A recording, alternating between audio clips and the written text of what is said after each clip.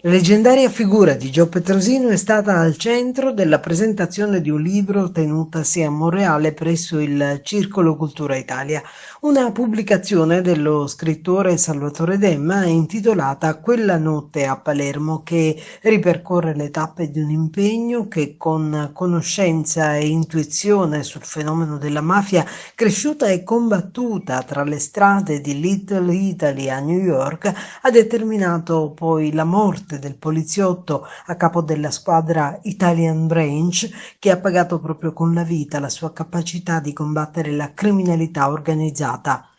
Una mafia che così definisce il comandante della polizia penitenziaria del Pagliarelli, Giuseppe Rizzo. La mafia non è buona, la mafia esiste purtroppo e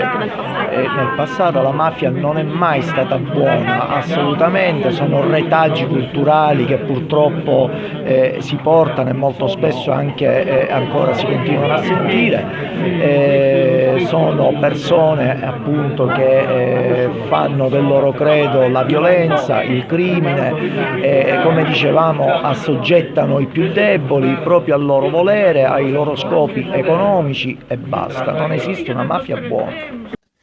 Una figura che ha certamente segnato la storia. Il mio intendimento è quello di portare ai giovani figure che hanno segnato davvero la storia e soprattutto sfrondare la storia di tutte quelle bugie che vengono sistematicamente dette. Quindi la storia, lei lo leggerà nell'intestazione, io mi sforzo di portare la storia in palmo di mano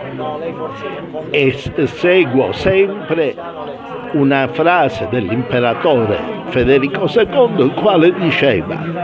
noi raccontiamo le cose che sono così come sono, cioè non aggiungiamo né bugie né facciamo terrorismo, le cose così come sono. Un'attività eroica, quella di Gio Petrosino. Diciamo che gli eroi vanno ricordati e lei ha puntualizzato e fatto molto bene, perché l'eroismo non è il fatto di essere soltanto dei superuomini oppure di avere un carisma particolare rispetto agli altri. Eroe è colui il quale compie il suo dovere, che quotidianamente si impegna nell'ambito della sua attività professionale, a maggior ragione se alle dipendenze di un apparato statale, per cui avendo fatto un giuramento di fedeltà alle leggi, alle istituzioni e al popolo italiano, alla società civile, è chiaro che poi diventa eroe, ma per circostanze che sono indipendenti tutto sommato dalla sua volontà nel momento in cui, perché nessuno va incontro alla morte magari buttando la stampella come Enrico Toti, però c'è questo senso del dovere che caratterizza queste grandi